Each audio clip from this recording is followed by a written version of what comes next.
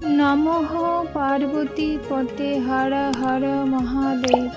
আমি স্বপ্না, আর আমি আজকে বৃহৎ শিব মহাপুরাণের দ্বাদশ অধ্যায়ের কার্তিকের জন্ম, দেবসেনাপতিত্ব এবং তারকাসুর বধ পাঠ করতে চলেছি। আজকে দ্বাদশ অধ্যায়ের 25 নম্বর এবং 26 নম্বর পাঠ করলে দ্বাদশ অধ্যায় সমাপ্ত হয়ে যাবে। তো তোমরা সকলে চলে এসো শিব পুরাণের মধুর বাণী শ্রবণ করতে।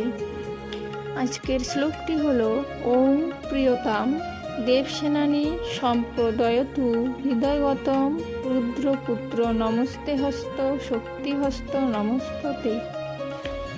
শ্লোকটির অনুবাদ 25 নম্বর এবং 26 নম্বর পাঠ করতে চলেছি। তো অনুবাদটি হলো, সেই কালে কুমারের মহারথগণ আর শত্রু দলে ছিল যত দৈত্যগণ